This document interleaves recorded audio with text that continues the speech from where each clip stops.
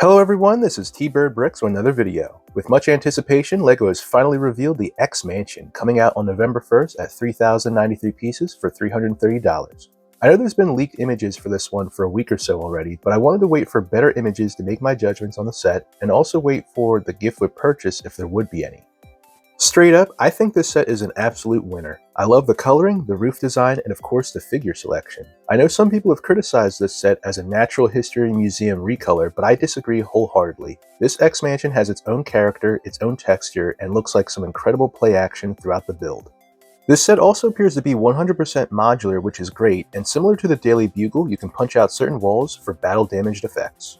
For the interior of the build, we can see a classroom, Professor X's Cerebro Room and lab, as well as the Danger Room. You can see the Danger Room as a modular function in itself, where you can switch out different Danger Room pieces in a similar fashion to the Sanctum Sanctorum walls. Looking at the back, you see even more excitement. You can see what appears to be a lever that may uproot the roof, probably from Magneto's attack. Also, there's a basketball hoop and some stickers that look like some fun Easter eggs. One thing I don't quite get is the gray coloring of the back of the right side. Not really sure what that's about. Maybe it's for the coloring of the Danger Room on the interior. Getting into what might be the star of the show, we have the minifigures and the Sentinel. We get 10 figures total. I'm going to go from left and right in order of how they show up on the LEGO website. Starting off, we have Wolverine, who looks great. I think we've had this figure before, but it looks like this version comes with sideburns.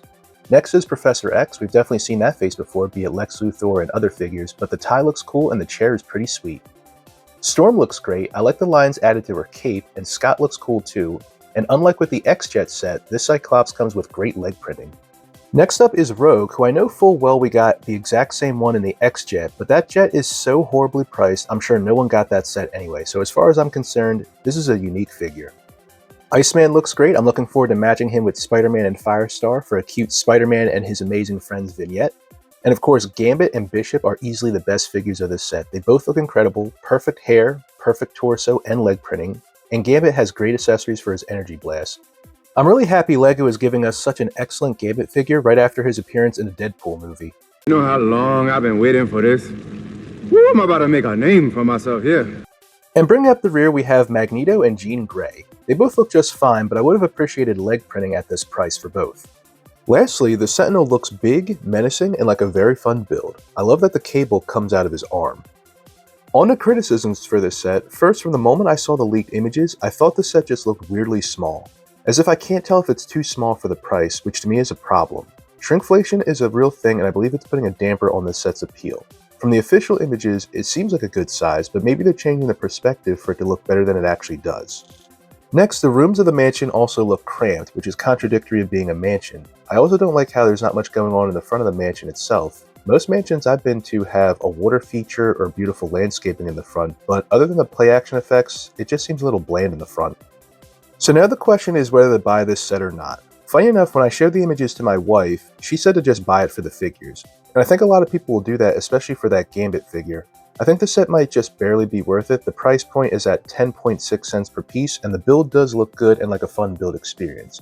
I think one problem people might have is the figure count. It's strange that we've gone from $350 for the Daily Bugle, which had 25 figures, to $330 for the X Mansion, which has 10 figures. Why such a gap in the minifig count? Not to be greedy, but I think adding Jubilee, Mystique, and maybe Sabretooth would have been a good idea.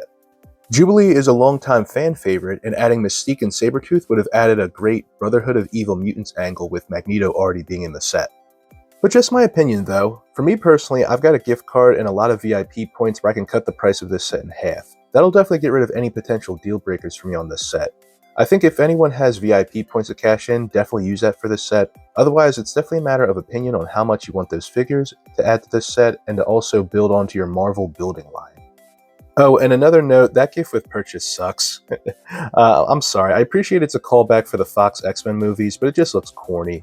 It almost looks like a fake set made with AI imaging. I honestly didn't even believe this set was real when I first saw it. But hey, I'll always take a free set when I'm buying something on day one. So that's all that I have for this set. I'm definitely looking forward to November 1st. Let me know what you guys think in the comments section, and have a wonderful day.